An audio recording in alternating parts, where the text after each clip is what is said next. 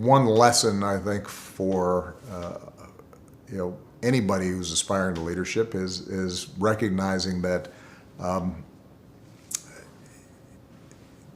oftentimes events choose you. You don't choose events.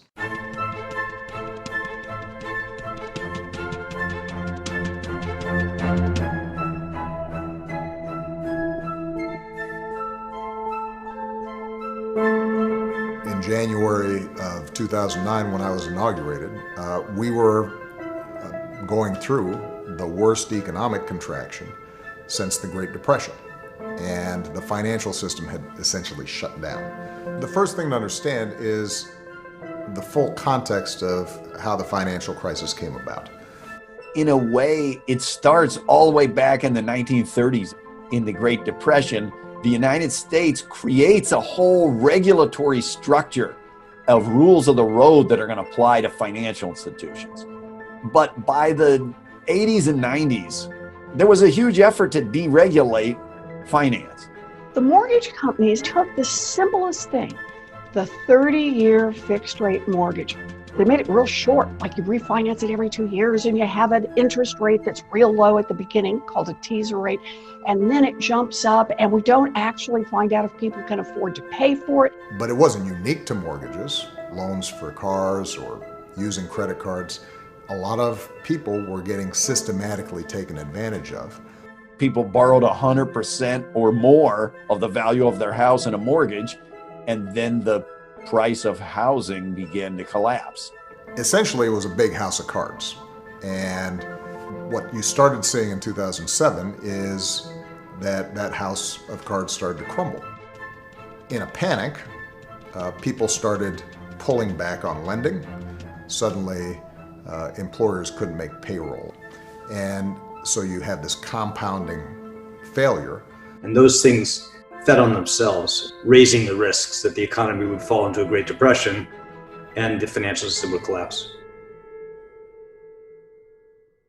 Our first job was to stop the bleeding and kickstart the economy, which is why we immediately started a stimulus package called the Recovery Act that put people to work, increased demand, provided tax cuts, started major construction projects, helped states with their budgets.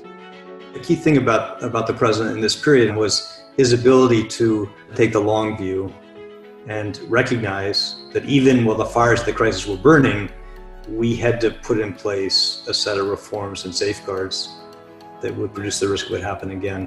There were a series of systemic flaws in the financial system and how we regulated it that we had to get fixed.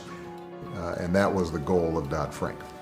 My administration is proposing a sweeping overhaul of the financial regulatory system, a transformation on a scale not seen since the reforms that followed the Great Depression. The big question was what will be in Dodd-Frank? Yes, it's a Wall Street reform, but it is called the Dodd-Frank Act. Dodd is Senator Chris Dodd, and Frank is Congressman Barney Frank. They were the chairs in Congress that oversaw getting the legislation through Congress and onto the president's desk. They carried all the burden, really, of trying to reach consensus among the many competing ideas and concerns and preferences in their caucuses. Elizabeth Warren had this idea for a Consumer Financial Protection Bureau, and we included that as part of Dodd-Frank. We had a whole bunch of agencies, each one of which owned like a little piece of protecting consumers. And the consequence was, for no agency was it their first job. The Consumer Financial Protection Bureau will be a watchdog for the American consumer. The big banks spent a fortune lobbying against Dodd-Frank. They tried everything they could do to convince the folks in Congress, oh, we learned, we won't do it again. What we've seen so far in recent weeks is an army of industry lobbyists from Wall Street descending on Capitol Hill. If these folks want a fight, it's a fight I'm ready to have. There were lengthy hearings. There were people from all sides had the opportunity to come and testify. The president announced Wall Street reform more than a year before the bill ended up on his desk, largely because those that had contributed to the crisis were still resistant to reform. It took the president and it took people pushing hard from both the inside of government and the outside of government to make reform actually happen. And ultimately, the bill that reached the president's desk was 800 pages long and included hundreds of new regulations that reordered the financial system and created the Consumer Financial Protection Bureau. This was the toughest set of financial regulations since the Great Depression. Before the CFPB, if people had a dispute with their financial institution and they didn't know what to do about it, and they couldn't afford a lawyer or they couldn't afford legal help, there really was nowhere in our country for them to call directly to get assistance with that issue. The Consumer Financial Protection Bureau has already forced the giant financial institutions to return more than $12 billion directly to people they cheated. So the next time you take out a mortgage, the next time you get a credit card, the next time you go to your bank and you've got a checking account or a certificate of deposit and you don't get cheated, just remember, part of the reason is because there's a cop on the beat to make sure everybody's following the rules. One of the things that I benefited from greatly in managing this crisis was that we had a collection of extraordinarily smart, dedicated people who were willing to make great personal sacrifices and work together.